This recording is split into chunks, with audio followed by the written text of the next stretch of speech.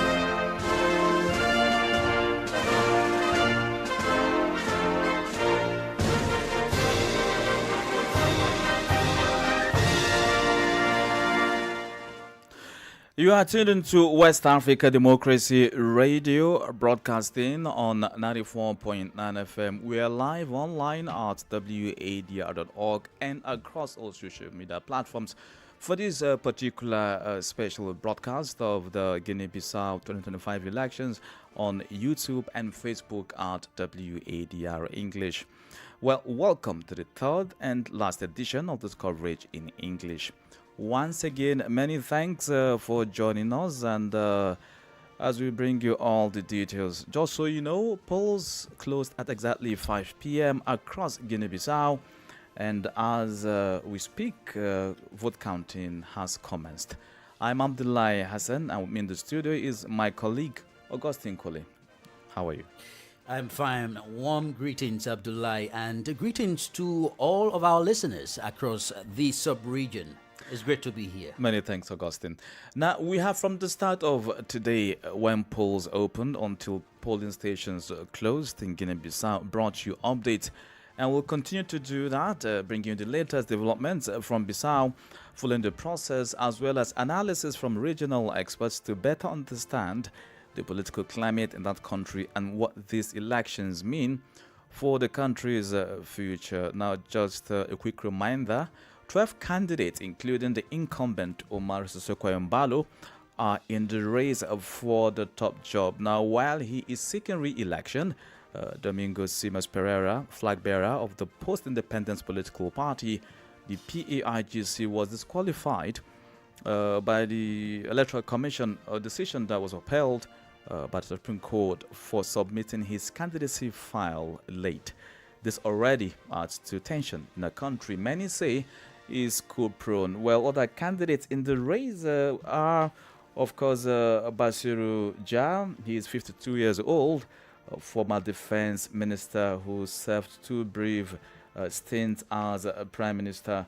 We, of course, have Fernando Jas, whose name I mentioned.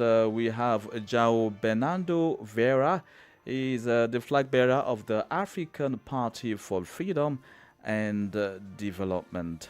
Well, there are a total of 12 candidates, but these names I've mentioned appear to be the front runners in this year's election. Indeed, Abdullahi. So Guinea-Bissau is really at a crossroad, a country that has been operating without the National Assembly since December 2023. So for 2 years. Yes, it means a lot. This voting process, this decision that has been made by Bissau Guineans, it is about their future, what they envision the country after these polls. So there are a lot to come about, but let's begin with updates from Guinea-Bissau's Electoral Authority. Earlier today, the spokesperson for the Electoral Commission, Idrissa Jallo, briefed the press on the conduct of the scheduled election, and he said it started exactly at 7 a.m. across all of the 3,728 polling stations nationwide. He also confirmed that one tally sheet was reported missing in an electoral district that was within the Faren sector. But the commission acted swiftly by dispatching a replacement. So that was solved according to him. He also noted a few instances of voters being unable to locate their polling stations on time. though no major disruptions were recorded. So let's now take you to Commissioner Idrissa Jallo, who is the spokesperson for the Electoral Commission, speaking earlier today at his press briefing. On a constaté, selon les rapports. According to reports from our team on the ground, all polling stations opened on schedule at 7 a.m. We received no reports of any polling stations opening late. There are a total of 3,728 polling stations. Therefore, we received no reports of any delays in opening. All materials were present in all polling stations, except for one electoral district in the Farin sector, where a missing tally sheet was noted. The tally sheet is normally used at the end of the process. This information was reported to the relevant electoral authority, and they sent the corresponding tally sheet. All polling stations were secured by security forces. Their presence was discreet and did not interfere with the voting process. We did, however, have some cases of voters who were unable to find their polling station on time. So why does this happen? Because after each registration or update, the General Directorate for Electoral Support, which is in charge of the electoral register, publishes the provisional list so that each voter can find their name. They can check if their name is there or not. If it's not, they file a complaint. But sometimes, people don't take this step. They wait until election day, and then they sometimes don't know exactly where to vote. However, the structures of the National Electoral Commission are in place to help people find their polling station. Some voters even come to the Electoral Commissioner or regional commissioners for assistance. They receive help, and sometimes searches are conducted in the database to locate their polling station and provide the information needed to vote there. In the diaspora as well, we haven't received any complaints of significant disruptions. Au diaspora également, on n'a pas reçu aucune plainte des situations de perturbation dignes de registre. That's Idrissa Jallo, spokesperson for Guinea-Bissau Electoral Commission. Well, Augustine, one very good takeaway from the press briefing is the fact that, at least contrary to what some of the concerns are from most of the experts we've spoken to, and some of the reactions on social media platforms, that tensions there will be very high. Most likely there will be maybe election crisis. It appears that little of that is seen. In fact, according to his report anyways, we are yet to get more feedback from the different situation room about the election so far, but the report is that there's no any major disruptions And he recorded. also spoke about the deployment of state security at those polling stations. And one important thing that he stressed, but I believe that he shifted blame on the part of voters, some voters not being able to locate where they should have voted. He blamed it on the part that many of them did not make follow-up on the voter register exhibition period. That's when you, as a voter, you go and check your name, when you will vote, where you will vote, so that on voting day, you go straightly to that polling station. Many of them didn't do that. He blamed that. You know, we should be careful also because, I mean, authorities will rarely accept responsibility when errors occur.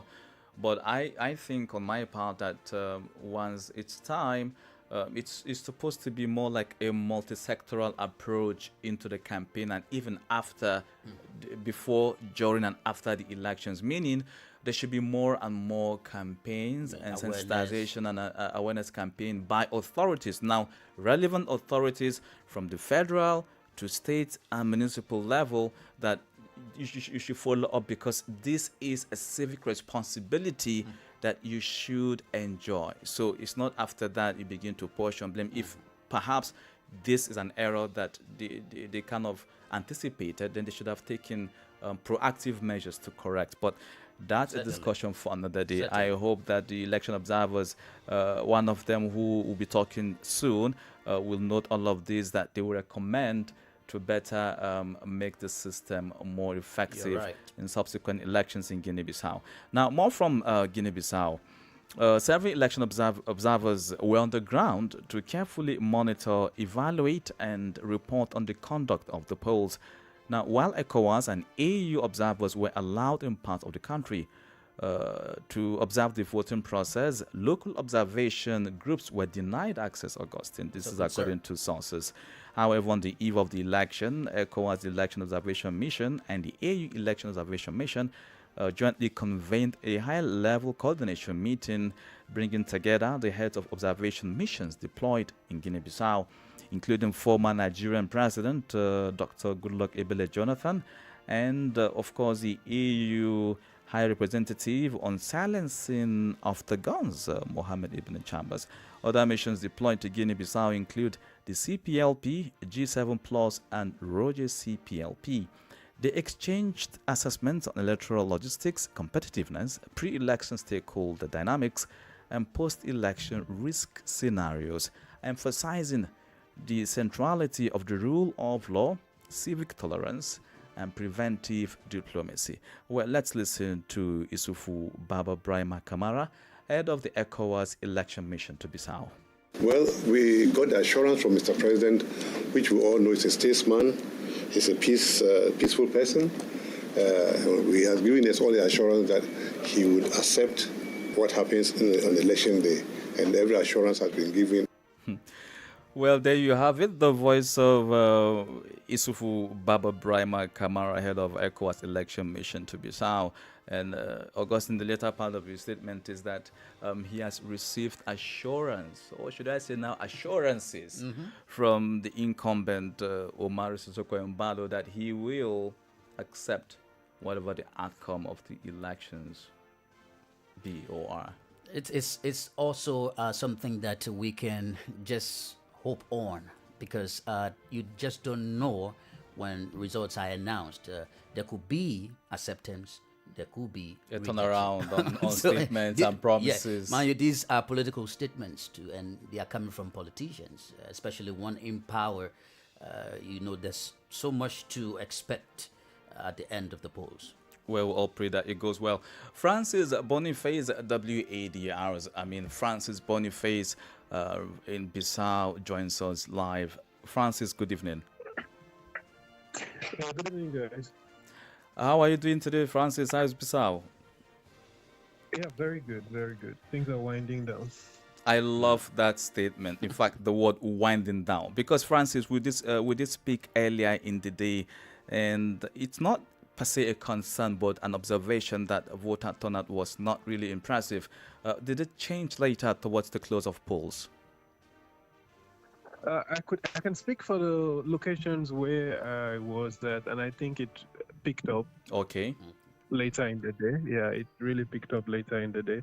And I always go back to the fact that it's a country of just about 2 million people. Much of the population is concentrated around Bissau at the same time. So we're not really, I don't think we're expecting to see very long queues at that, but there were modest queues. And what will have contributed also is that today is Sunday, so most people will definitely want to go worship. That may or may not have contributed. I think being something that has been in the making for a long time, it's probably a sacrifice that most people would probably want to make. You go to church early in the morning and probably go to votes later in the day. Now, Francis, from your observation, what would you say in terms of what you noticed? Were there many males, many females, or the older folks than The demography. younger? Yes, than the younger people. What did you observe regarding I think there were a lot of younger people. Yeah, I saw a lot of younger people, and this cuts across male, female, so there was a lot of representation of young people in the voting centers that I was at. And perhaps, Francis, you were in Guinea-Bissau just before the elections. I mean, you had a lot of interactions, engagement with young people. Does this reflect their yearning? Because through your special report, what they said was that they want more and more inclusion, not just be part of the election process by simply voting, but also having positions of authority where they can influence decisions on policies actually that will reflect positively on their lives. I think two keywords stand out from my stay here in Guinea-Bissau, which are from the young people, which has been inclusion, just like you mentioned, and change. That seems to be coming back a lot. Change, and different young people have different definitions of that change. Word change in Exactly. the context of Guinea-Bissau. But just like you mentioned, there is also that of inclusion. But even without talking about inclusion, I could speak to participation. I'm seeing a very high degree of participation from the young people here. If you had the opportunity of seeing the videos from the rallies, you will notice that thousands of people. Leg of the rally in Bissau, there were thousands of people, and trust me, majority of them were young people. So it says a lot about the young people here. And sorry, Augustine, let me just ask Francis one more time. Now, more and more people are advocating for the place or the effective use now, Francis, of technology to improve or to more operationalize what we call digital democracy or participatory democracy. Would you say that also informed the decision in young people in Guinea-Bissau to more and more be active on the political scene or be seen and be heard? So I see there's a little disconnect here when it comes to the issue of use of technology and the young people and the elections and governance generally. For example, the Guinea-Bissau elections, according to the spokesperson of the Electoral Commission, who you just cited a while ago, Idrissa Jallow, much of the entire process has been done manually. There is little to no use of technology in the process, right? But we also have a teeming group of young people that are also very good technologically wise. So there is that disconnect between the fact that this is a tech-savvy young population, but much of the electoral process runs manually. There is a little bit of catching up to do in that area. But so I was talking also in the area of like mobilization and more like motivating the youth now to be all out. In terms of political mobilization, of course, that's where social media really comes into play. Yeah, exactly. There is a lot going on technology-wise in terms of mobilization among the young people. But in the actual process of it, the country still has a lot of catching up to do. I think also I'm concerned here. Let's be very honest. I don't think in the list of candidates at all that there is one female. Now, what's the concern, or what are the concerns, Francis, from the women group, and what do they want going forward? Especially now that they want more representation in the parliament. Yeah, of course. Before the elections, we spoke a lot with women. We spoke a lot with young people, and there are a lot of pressure groups that are doing a lot in terms of bringing some kind of gender parity. Bringing the effective use of the quota system and all that. So there is a lot of pressure. There is a lot of work going on underneath in the grassroots and also in the top places to kind of discuss and make sure that women have a more prominent place in the governance of the country. It's an ongoing process. But right now, in terms of the presidential elections, to be honest, there hasn't really been much alarm about that particular point that there is no female on the ballot. Well, that's a serious concern. But please tell us about the closure of polls and the counting process. We noticed WADR was going live on the English page. So tell us about the counting process so far. Did the polls, in fact, close on time? Yeah. polls opened on time and polls closed on time across the country. There may be a few late closures here and there for places where it didn't exactly start at 7 a.m. Yeah, but that probably won't extend beyond 6 p.m. In terms of the counting process, it's just a normal counting process where the electoral officials count each vote as they weigh individually, and the party officials who are on ground take records, and everybody's carried along in the process. And at the end of the day, the documents, the PV documents that the electoral commissioner talked about that was missing in about, I think, 8 polling stations, that's the official result sheet, actually. And that will be filled in the presence of everybody, validating that the right thing was done. So that's just the process. Have you gotten any information as to how long the counting process will last? In terms of the counting process, we don't have a clear understanding of how long that would last. But the Electoral Commission had spoken in terms of provisional results, because after counting comes collation and all that, which they say they're looking at earliest they're looking at 4 days, which counts till Wednesday or Thursday, thereabout. Yeah, that's a concern. Yeah. And quickly, there are reports about local observation groups being denied access to observe the election in some quarters of the country. Now, what have you seen? Have you seen any statements from maybe local observation group or some young people arriving at polling stations expressing concern about the denial of local observation mission in the country? Actually, we haven't seen any of that, although we got wind of that information a few days to the polls that local observer groups will not be allowed, only foreign observer groups. So we haven't really seen any kind of discontent on the ground regarding that particular issue. What we have seen from young people was more about the people that couldn't find their names on the electoral register. That is the one discontent that we noticed on the ground. Nothing about the observation missions. Well, this, I think, will be the last question from me, Francis. How would you describe the current security climate? Because it's one thing to have a peaceful vote, and then it's another, when vote counting is underway, then tension builds up, because now you either have 1 or 2 camps of 2 main or 3 main presidential candidates all hoping and waiting anxiously that the result favors their leader or their candidate. I think to a large extent, Guinea-Bissau has been able to kind of set itself on the right path with the conduct of the election so far.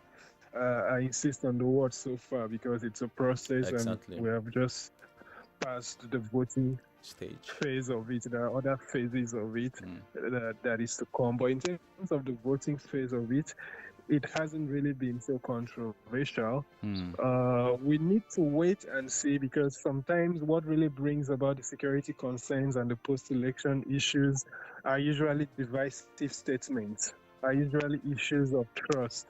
When I say divisive statements, I mean from the candidates. From coalitions and all that. So we need to wait and see what is going to happen. Will they be transparent? Will they be the Electoral Commission is being very open at this stage, but much of the information still needs to be verified. And the Because process right also now we remains are transparent. Yeah, exactly. We are yet to we're in the process of verifying much of the information that has been given out by the Electoral Commission, such as all voting stations opened on time. There were no major issues and all that. Although we have noticed the issue of people not finding their names on the electoral register, which they are trying to pass off as a minor issue, right? So we are still in the process of vetting and verifying much of this information to be able to ascertain the transparency of it all. But at the moment, what one can say is that it looks like everybody is being carried along in the process at the moment. We just have to see how it goes from there. Well, thank you very much, Francis Boniface, all the way there in Bissau, bringing you, our esteemed listener, online and on radio and on satellite, all the details you need to know, you need to have regarding the elections in Guinea-Bissau. Thank you, Francis. Always a pleasure. Indeed, indeed. You listen to Francis. I think there are some key issues. It has been acknowledged that perhaps the Commission is considering the level at which some people did not or could not locate where they needed to vote as a minor issue. But what do you think about that? Because it's an electoral process. It has the propensity to also discourage voters. It could also undermine voting turnout. And the issue of mistrust, as Yes. Francis has said. And it all goes back to what I said from the start of this very edition when I said there is no error or mistake too little to just push to the side by the Commission. And I said it again, that when it's election time, it's a multi-sectoral approach. Everybody, all relevant agencies, ministries, and stakeholders also, because sometimes it all goes to the government, but here also you now will point out the NGOs and the CSOs and the local community groups that are trained or have been trained in the election area to sensitize people the more, try to identify what some of these issues are, not just in Guinea-Bissau, but in other countries, because this is not just a Guinea-Bissau problem. Even in advanced countries, this issue of people not finding their names, they kind of come up, right? But it's about not making it a repetitive or reoccurring problem. It's happened before. We heard of that also happening in Côte d'Ivoire, the recent elections we covered. That was in October 25. It has happened. You've read about it. Okay, do you take correctional measures to make sure that even if it happens in our case, that it is at least very little? Yeah, not to harm the integrity of the process. Yeah, it's a serious concern, though. And just before we take our next maybe report, it's interesting to also know that the process is going on calmly, but very critical is the counting process right now. It is All critical. ears are listening, all eyes are facing towards the Electoral Commission. But if you ask me, I think their eyes right now, because they are the ones looking at it, making sure every single ballot paper is counted and goes to the right person. Yeah, you're right. It's crucial. So today marks another historic day for Bissau Guineans as they decide the political and democratic future of the country. And this follows closely on the heels of the political campaign, which concluded on Friday night. This report focuses on politics as the country continues its journey towards democratic stability. Since 2023, following the dissolution of parliament by the presidency, Guinea-Bissau has been functioning without a national assembly. In the capital, Bissau, various socio-political actors are debating the root causes of the country's institutional crisis. So in this context, a pressing question remains: how can the political crisis in Guinea-Bissau be resolved? Let's join Usma Omar for details in this report. Since gaining independence in 1973, Guinea-Bissau has experienced 4 military coups. These coups often followed months of political crisis at the highest levels of government. However, the country has maintained a fragile political stability since 2014, culminating in a democratic transfer of power in 2019 that brought the current president, Umaru Sissoco Embalo, into office. Despite this progress, political tensions remain prevalent in the country. In 2023, the president dissolved both parliament and the government, citing an attempted coup as the reason for his actions. Several soldiers were arrested following this dissolution. Although forceful seizures of power are now a thing of the past, the people of Guinea-Bissau are increasingly turning their attention to the root causes of political instability in an effort to resolve these issues. Discussions often cycle back to the constitution, the nation's fundamental law. Before the National People's Assembly of Guinea-Bissau stands Alain Yero Mbalo, a Bissau-Guinean journalist and political analyst who says, This constitution has only been revised 4 times and no one has given this matter any thought. The first constitutional revision was in 1991, then in 1993 and 1994. There are certain articles that are, let's say, gaps that need to be addressed, yet no one has taught them. For example, Article 89, points 1, 2 and 3 state that the President of the Republic can dissolve Parliament in the event of a profound political crisis. What the article doesn't say is whether this crisis is immediately created by the President or not, but we understand that when the system grinds to a halt and there is no way to move forward, the President can dissolve Parliament and the government immediately falls because the government is formed by Parliament. The party that wins these elections is the party that elects the Prime Minister, who has the right to form the government and govern the country. Meanwhile, the PAIGC, the historic party that is now the main opposition political force, has made a decision regarding the constitutional issue. At the entrance of its political headquarters stands a statue of Amilcar Cabral, the party's founder and the father of Guinea-Bissau's independence. Large portraits of him adorn the walls along the corridors leading to the reception room, where distinguished guests are received. Seated comfortably is Moniro Conte, the PAIGC spokesperson, who explains why revising the Guinea-Bissau constitution is essential. The system is clearly based on conservatism. The president plays a sort of arbiter role, and the political parties are responsible for directing policy in terms of shaping the country. But in this conservative system, he acts as if he were the prime minister. He is the sole leader, the only leader in the system. If we win the elections with a majority that is essentially a military force, we will relinquish the constitution to reduce the power of the republic. In the Guinea-Bissau system of governance, the majority party often coexists with the opposition. The Prime Minister and the Speaker of Parliament are frequently chosen from the opposition ranks after the legislative elections. For the PAIGC, it is now necessary to reduce the powers of the President of the Republic, who will no longer be able to dissolve Parliament and the government in the event of a difficult coexistence with the opposition in the management of the country at the highest level of the state. In this context, Moniro Conte again says, if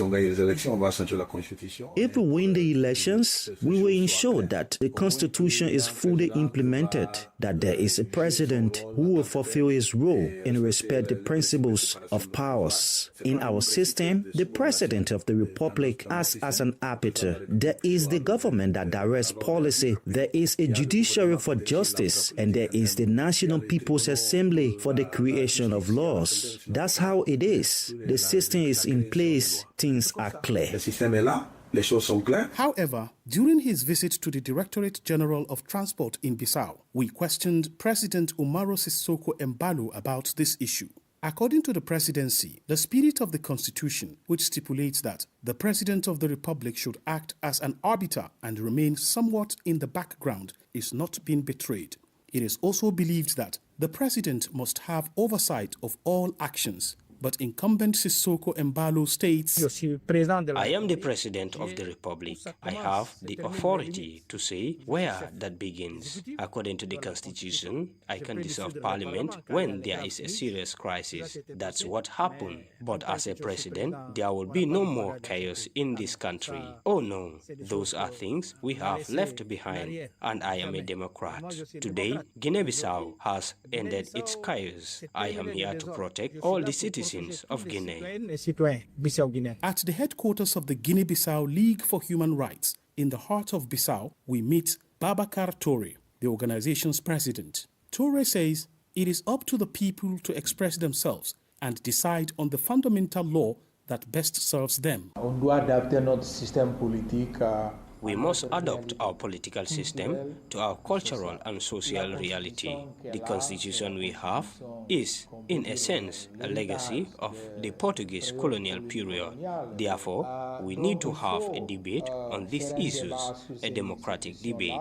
We believe we must give the people a voice in deciding their future. This can help prevent a crisis. As elections unfold, will revising or changing a constitution inherited from colonialism allow Guinea-Bissau to finally turn the page on political crisis?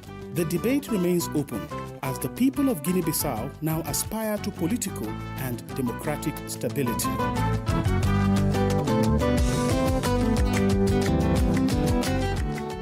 Many thanks to WADR's Usma Omar with a report about the political situation in Guinea-Bissau as the country elects a new president today. Well, you are listening to West Africa Democracy Radio, broadcasting on 94.9 FM. We are live online at WADR.org, on YouTube and Facebook at WADR English Service.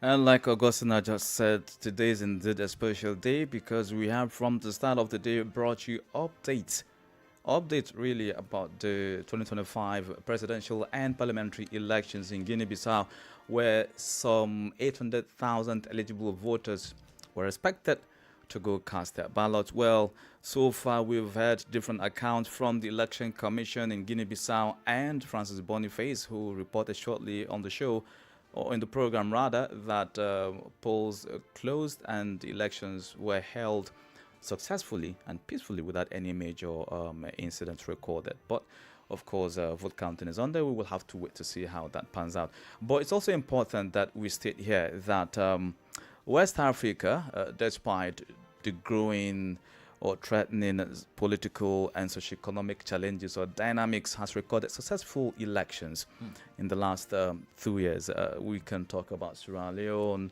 Liberia, there was Nigeria, even though the outcome of that till date still remains contested.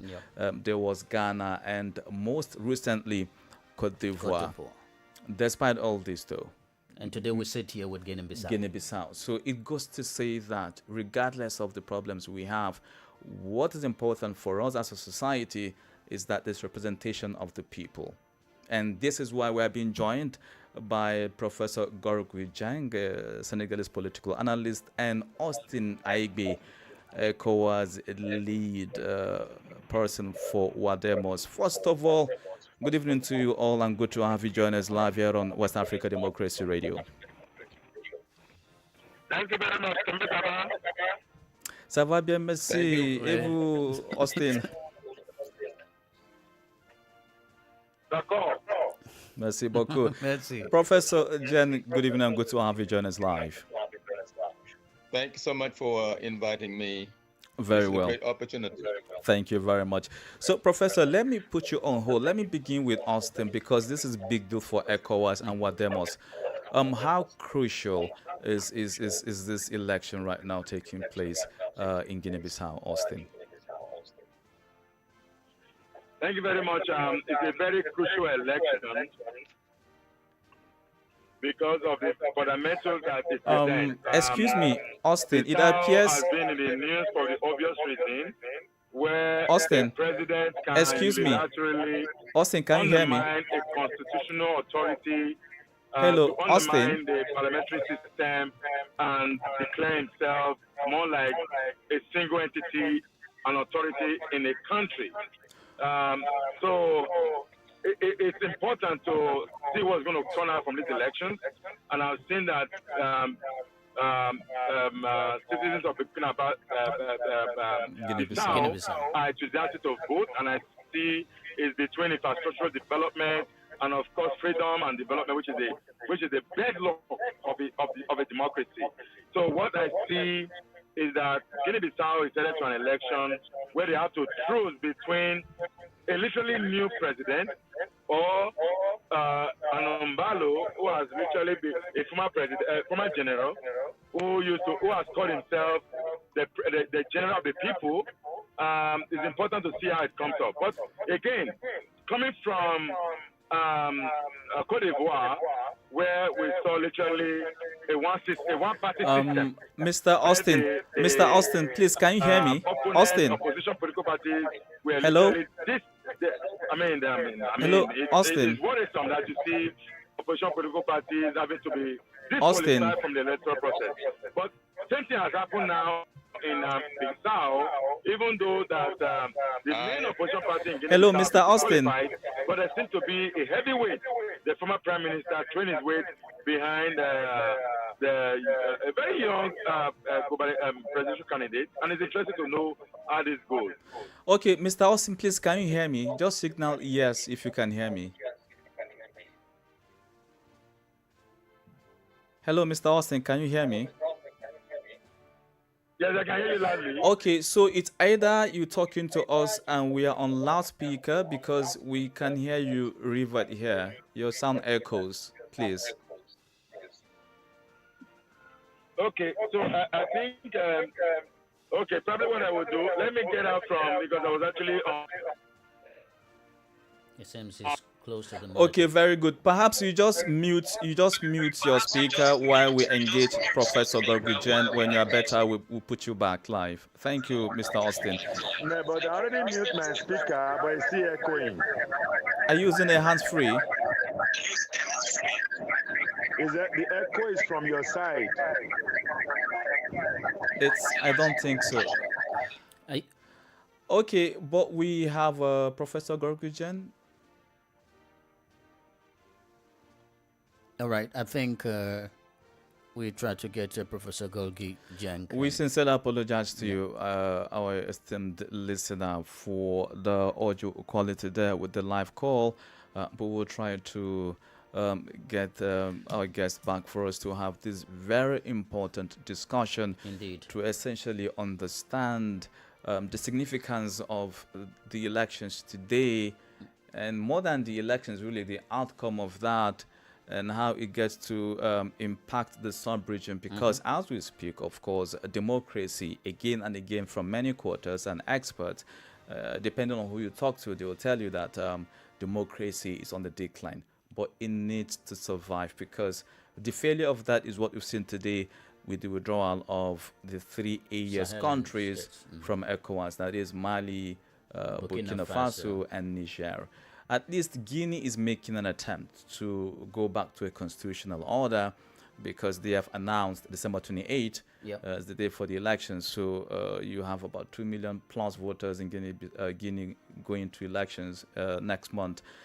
But of course, for the Sahel countries, what you see is that they have revised or modified, first of all, the transitional charter that technically legitimized their government, extending by 5 years their stay in office to like 2030. And with no guarantee of organizing elections any election. And that's the threat we're talking about today. So some of the repercussions of that, Augustine, is that as we've seen and we've been reporting, that there is more and more media suppression, there is disregard for human rights, and of course, even common development sometimes are narrowed. And that's why it was important for us to hear from IGBE regarding efforts being made by ECOWAS so far, ensuring that democracy regains, its place within the sub-region. Despite these reports of military takeovers, suppression on press freedom,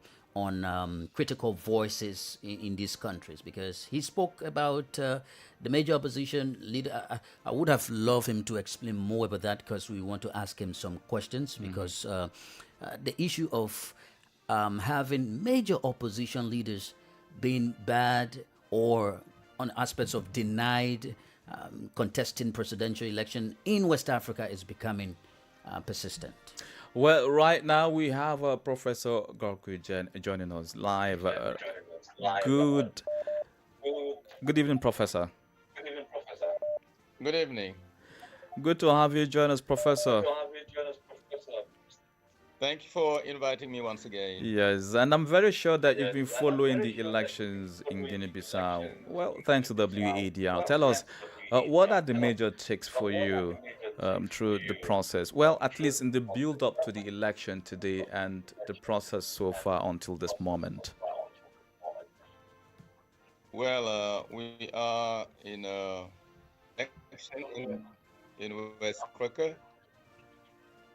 And as usual, we are having the same problems. The biggest one being the selection of the candidates, and on the day,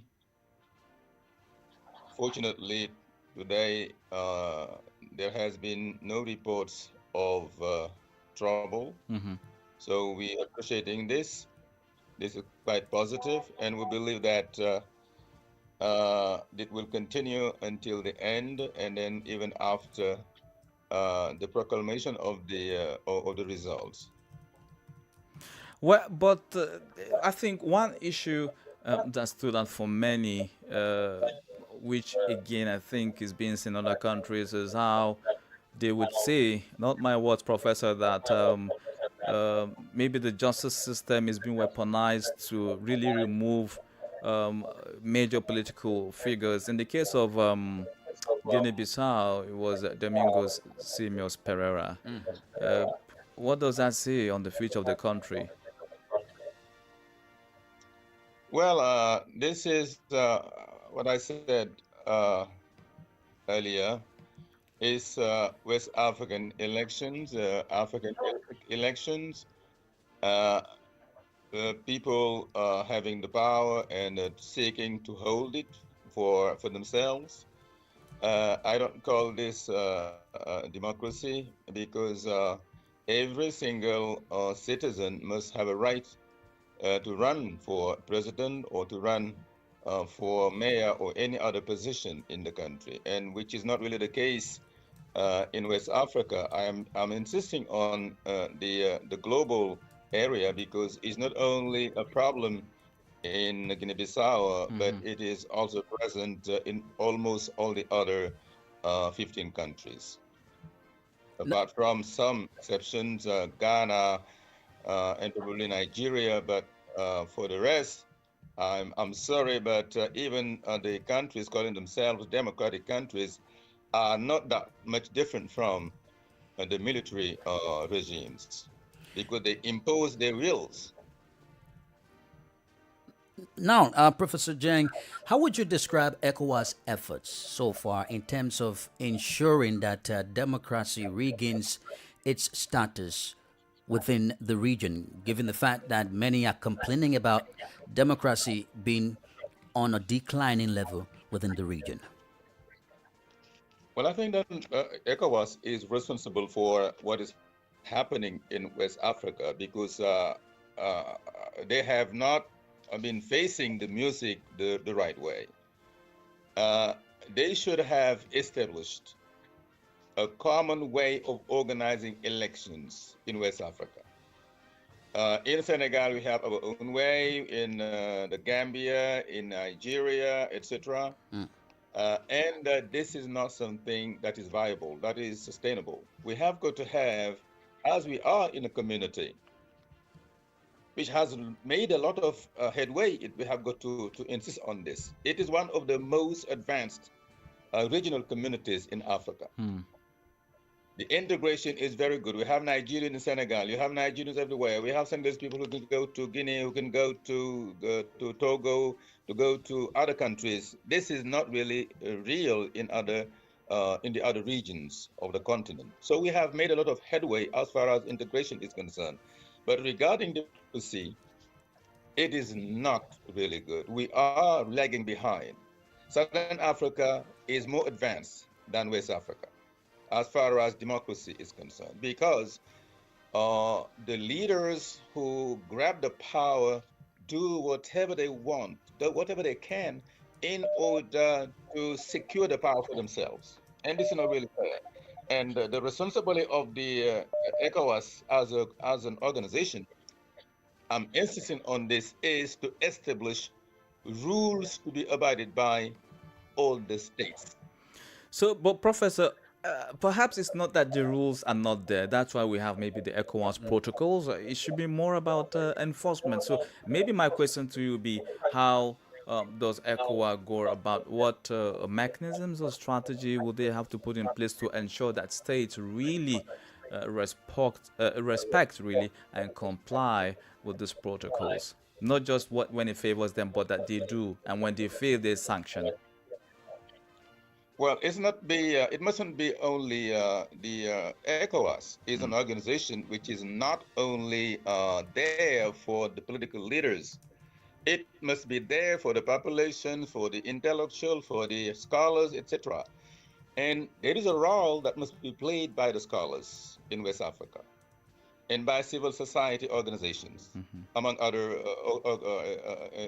institutions, in order to sit down at conferences and think about how to handle politics in West Africa. But as long as we leave everything in the hands of the political leaders, they will simply do what is good to them. Whereas it's about inventing a system, putting in place a rule or rules to be abided by all the countries. So it is only scholars, that is to say, independent people, who can do that. And it is high time ECOWAS involved scholars, civil society organization, etc., in the management of organization and in the organization democracy in West Africa. So, Professor Jan, let me take you back to Guinea-Bissau before we ramp up this edition of our live broadcast of the elections in the country. Now, given Guinea-Bissau's history of political volatility, if that's the word, what scenarios do you see unfolding after the vote counting, and which actors are likely to influence, if at all, post-election landscape violence or trouble the most? Which section can influence the elections? I mean, who of these candidates do you think will be quick, really, to incite the public? Well, I can't tell for sure which candidate is likely to win. We have a new situation. The outgoing president have succeeded or have been helped by the judiciary to run for president almost alone. But unfortunately, a new strong candidate emerged before the end of the electoral campaign. It is Fernando Diaz da Costa. And anything can happen now. The president can win, but the new leader of the opposition, that will say Fernando da Costa, can also win. So it is not easy, as things stand now, to tell for sure which candidate is going to win. But I am a believer that the current president, the outgoing president, can win in the same way as the new emerging leader, Fernando da Costa, can also win. Well, it's good just to clear. I think my question was a bit misplaced, but I wasn't asking for like a winner. I know right now we can't really say who the winner is. We have to wait for the vote count to end before we exactly know. But I think what I was also asking was, like, we saw in Cameroon the issue of Issa Bakari Chiroma, who right now is on exile. Just because of the post-election violence. And also I was asking if the stakes are high in Guinea-Bissau. For such incident. Is this question meant for me? Yes, sir. I mean, just to give it a bit of precision, I was asking if the stakes are high, as we see it in Guinea-Bissau. Well, anything, as I said, anything can happen in African elections. I'm insisting on this because of the specificity of Africa and West Africa. If the president loses the elections, anything can happen. If the opposition leader, Fernando, loses the election, anything can happen, because there is not one single election in Africa, or there are very few of them, which finishes in peace and without the loser contesting the results. Well, this is my last question from my end, Professor Gorgi. What we've seen also that is actually a disturbing trend across all countries that have held elections in West Africa in the last 2 years is that there is not a considerable or unappreciable amount of women participation now, not in the voting, but being nominated or selected for elective positions. Guinea-Bissau didn't even have one candidate in the presidential list. So what do you think can be done or should be done to improve women's participation in politics, Professor? Yeah, if I take the case of Senegal, for example, there are more female voters than male voters. So it depends on probably the different countries, and say that women are more involved in politics when it comes to voting than men, even though the seats are grabbed by the men. But there are more women being involved than men. The specific case of Guinea-Bissau, maybe we have got to try and see what accounts for that. Are there more men in Guinea-Bissau than women? Or are the women in Guinea-Bissau, or are they elsewhere working in the neighboring countries? It's also something we have to take into account.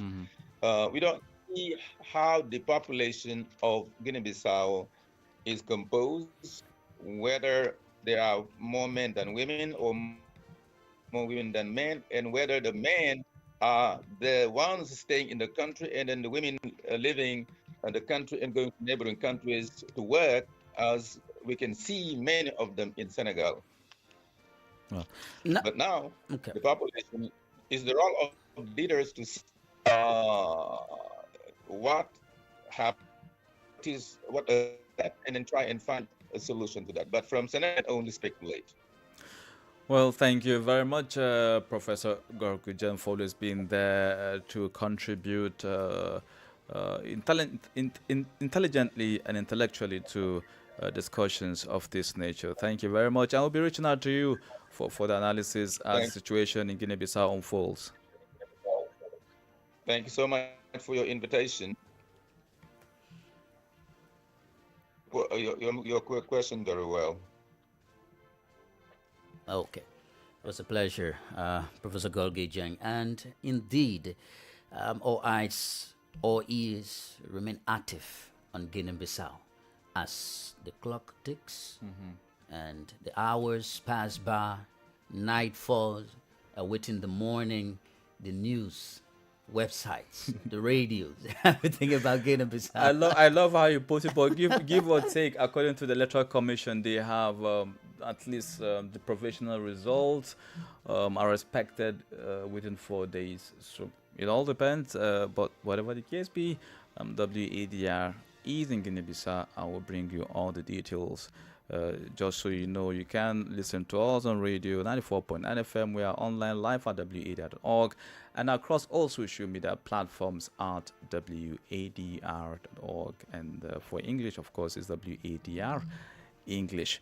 Well, this is where we wrap up the last edition of our special coverage of the 2025 presidential and parliamentary elections in Guinea-Bissau.